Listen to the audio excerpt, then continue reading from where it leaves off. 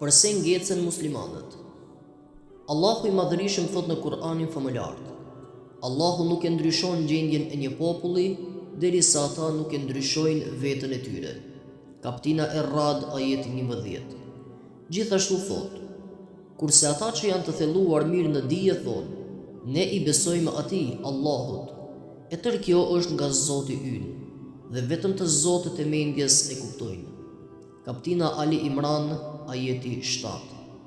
Shqyrtime hyrëse.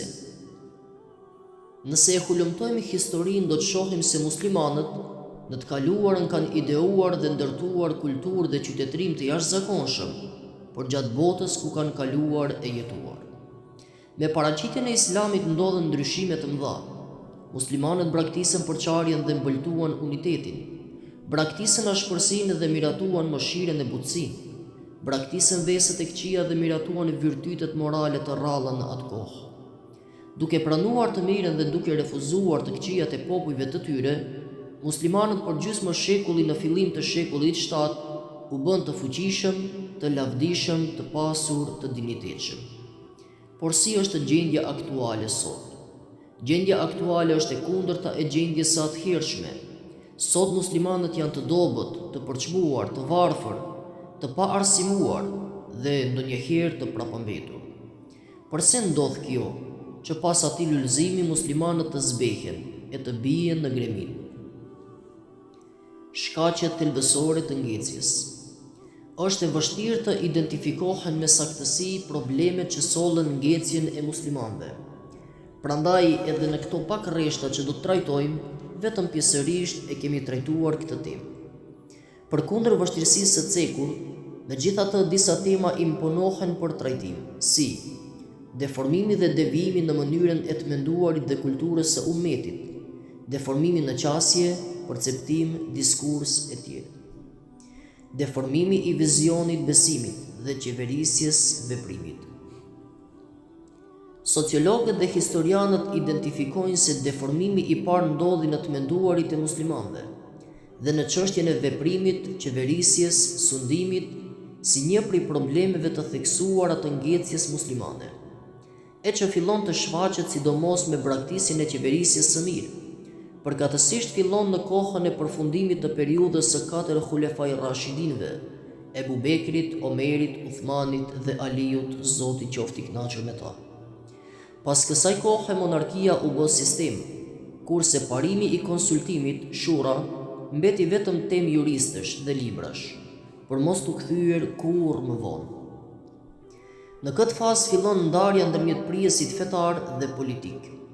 Me ardhjen e Emevitëve në pushtet, filloi të instalohet elementi etnocentrik dhe fisnor, që ishte një hap mbrapa kundrejt kozmopolitizmit islam. Në këtë gjendje, dietari i njohur për lexuesin shqiptar Abdul Hamid Ebu Sulejman shkruan: ndarja ndërmjet udhëheqjes intelektuale dhe fetare të ummetit ka paraqitur fillimin e dobësimit të fuqisë muslimane, polcitjes së strukturës së shoqërisë muslimane dhe krizën në mendimin dhe institucionin islam. Të gjithë këta faktorë kanë ndikuar që dyert e ummetit të hapen për korrupsion dhe shkatërrim. Islami gjithnjë e më pak kishte mundësi që të ruaj vitalitetin e vet.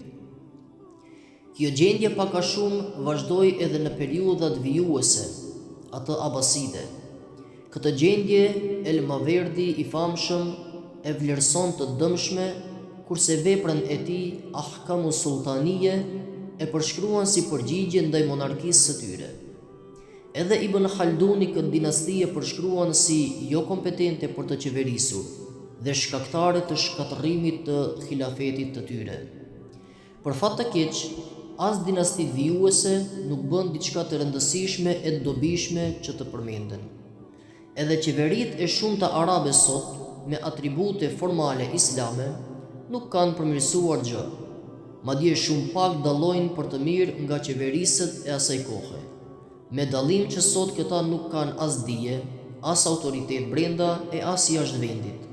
Thjesht janë vegla të shteteve europerëndimore, pa prodhime vendor, pa vlerat e dikurshme, pa autoritet fetar e politik. Deformimi në qasje, konservatorizmi. Njohësit kompetent thonë se Islami është fe e gjallë, me potencial të jashtëzakonshëm dhe fleksibilitet. Gjithashtu është gjithëpërfshirës, fe që i përgjigjet njeriu dhe nevojave të tij natyrore, në kohë dhe hapësira të ndryshme. Islami baraspeshon nevojat njerëzore mes kësaj dhe botës tjetër, dhe krijon personalitete kreative. Mirëpo, në periudhat caktuara u paraqit edhe pjesa regresive muslimane, që këtë botë e kuptojnë mbrapsht, kurse botën tjetër e kuptojnë si monopol të tyre. Rrymat e tilla ndikuan mbrapsht dhe ndikuan dëmshëm gjatë historisë muslimane. Kjo gjendje i përshtatej rivaleve të muslimanëve, kështu që ata gjetën brenda për brenda musliman elemente tradhtare, të cilat ndikuan që kultura dhe qytetërimi musliman të ngecë edhe më tepër edhe më thellë. Konfliktet sektare në shekujt 5-6 në Irak, mes hambelitëve dhe shafiitëve, kaderitëve dhe xheberitëve, mes tradicionalistëve rigjid dhe sufistëve apo grupeve tjera, vazhduan me intensitet edhe më vonë, madje me tërë destruktivitetin e vet deri në ditët tona. Mendja e ndritur dhe prodhuese u mbyll, kurse filluan të dominojnë ato koka që sot mund të identifikohen si neo-harigjit apo vehabist. U mbyllën shkollat e Ibn Sinës, Rushdit, kurse u hapën shkollat që prodhuan koka boshe e fanatizëm të paparë. Kjo gjendje po vazhdon edhe 2 shekujt e fundit, 20 dhe 21. Dhe këtë kam vërejtur mirë edhe Sheikh Arslani, qysh në fillim të shekullit 20, Jusuf Kardavi gjatë gjysmës së dytë të shekullit 20, Husein Gjozo gjatë pjesës më të madhe të shekullit 20, Alia Izetbegović gjatë gjysmës së dytë të shekullit 20, Muhammed Ghazali egjiptian gjatë gjysmës së dytë të shekullit 20 dhe intelektual tjerë, duke e quajtur konservatorizmin si një prej shkaqeve të ngecjes së muslimanëve. Indiferenca e muslimanëve. Muslimanët krenohen me të kaluarën e baballarëve, me mësimin e tyre, me luftrat e tyre, me devotshmërinë e tyre, me prodhimin kulturor e qytetërimor të tyre, e tjerë. Por jeta e tyre aktuale, përkundër theksimit të nostalgjisë për të kaluarën, nuk tregon se ata ndjekin të parët e tyre. Nga të parët e tyre kanë trashëguar vetëm shpresën se ato do ta dominojnë botën, por jo me besimin e tyre dhe punën e tyre, por me ndihmën e Isait alayhis salam dhe ndihmën e Mehdiut të pritur, gjithnjë duke mbajtur kokën drejt qiellit e tjerë. Ata nuk duan ta ndryshojnë gjendjen e tyre katastrofike në arsim, në shkencë e teknologji, në art e kulturë, por thirrën në tekstet e caktuara kuranore dhe hadithe duke abuzuar dhe duke i keqkuptuar dhe duar hapur presin se ndërtimin e synimeve të tyre. Muslimanët sot janë edhe pa ide edhe pa aksion. Kurse këtë gjë, qysh moti e ka vërejtur princi Sheikh Arslani kur kishte thënë: shkenca moderne varet nga ideja dhe ndërmarrja, po sa të gjenden këto dyja, do të gjendet dhe shkenca moderne dhe zejet moderne.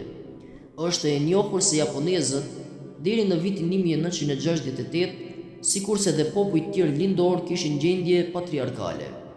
Por kur dëshiruan të arrijnë popujt e fuqishëm, i mësuan shkencat europiane dhe i studiuan zejet e tyre. Pasivitetin musliman, pa fuqinë e tyre, qoftë intelektuale apo ekonomike, por edhe politike dhe ushtarake, do ta përshkruajmë me hadithin e njohur të Muhamedit alayhis salam, i cili me një rast tha: do të vi koha kur fen tuaj do të jetë e vështirë ta mbani, si gacën në dorën tuaj. Nuk do të mund ta mbani. Një besimtar pyeti: a do të thotë kjo se do të ketë shumë pak musliman?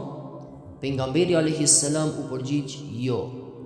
Në numër do të jeni shumë, më shumë se kur do herë më parë, por do të jeni të pafuqishëm sikurse shkuma në valët e detit. Mospajtimet e ndërsjellta. Edhe pse mospajtimet janë të natyrshme në masën e caktuar, kur ato janë në funksion të studimit, avancimit e hulumtimit të muslimanët, këto mospajtime janë shndërruar në përçarje, pengesa dhe ngjecje. Në vend të integrimit kemi dezintegrim. Në vend të studimit kemi mosmësim. Në vend të temave të nevojshme, në gojen e muslimanëve gjenden kryesisht fjalët sunit, shiit, hanefist, vehabist, gjihad, tekfir e tjerë. Muslimanët merren me gjëra të vogla, i avancojnë ato, bëhen top tema nga ana e kauzi intelektualëve, kurse temat e mirëfillta nuk gjejnë hapësirë që t'i diskutojnë. Madje quhen tema të armiqve, të bidatçinëve, të cilët ose Zoti ju udhëzoft, ose do të dënohen me xhehenem për gjithmonë. Fraza këto të njohura nga qarqet që kanë marrë në jurisdiksionin e vet dërgimin në xhenet apo në xhehenem. Të tillët harrojnë porosinë e Muhamedit alayhis salam. Ebu Me'abed Migdad ibn Aswadi radiallahu anhu tregon se e ka pyetur të dërguarin e Allahut alayhis salam nëse bie në konflikt me jo besimtari, dhe ai me shpat ma prit dorën, dhe pastaj ngjitet në dru dhe thot, e pranoj Islamin. A guxoj ta vras pasi e thot këtë, o i dërguari i Zotit? Pejgamberi alayhis salam i tha, nuk ke të drejtë. Por o i dërguari i Allahut, ai ma ka prirë dorën, e pastaj atë e ka thënë pasi ma ka prirë. Nuk ke të drejtë ta vrasësh, i tha pejgamberi alayhis salam, sepse nëse ti e vret atë në këtë kohë, ai do të jetë në pozitën tënde në të cilën ti ke qenë para se ta kish vrarë, ndërsa ti do të jesh në pozitën në të cilën ai ka qenë para se atë ta ketë shqiptuar. Hadithi transmeton Buhariu dhe Muslimi. Një numër dietarësh në vazhdimsi janë përpjekur ta rishqyrtojnë këtë qasje të ngurtë ndaj jetës dhe sfidave të reja. Mirë po suksesi është relativ, sepse ana e kundërt, në kohën e rënies besimore e morale, është më joshëse dhe me mjete financiare dukshëm më të mëdha. Prandaj kulturën dhe qytetrimin ton duhet ta pastrojmë nga shtresimet kohore dhe sjelljet devijante, duke filluar nga individi, familja, populli dhe ummeti në përgjithësi, nëpërmjet lidhshmërisë së përbashkët dhe mshurisë, solidaritetit dhe ndihmës së ndërsjellët në frymën e hadithit të Muhamedit alayhis salam. Pejgamberi i Allahut alayhis salam ka thënë: ndihmoj vëllait tënd, edhe kur i bëhet padrejtësi, edhe kur ai bën padrejtësi. Ashabët e pyetën: o i dërguari i Allahut, ti ndihmojmë kur i bëhet padrejtësi, këtë e kuptojmë, por si ta kuptojmë nëse ai bën padrejtësi? Pejgamberi alayhis salam tha: atëherë pengojeni atë. Kjo është ndihma ndaj tij. Shqyrtime përmbyllëse. Është e vështirë të përmblidhen shkaqet kryesore të muslimanëve në një shkrim të vogël dhe me synime të vogla. Megjithatë, nga e shtruara mësojmë se në shkallën botërore të ngecjes së muslimanëve, disa faktorë megjithatë dallohen.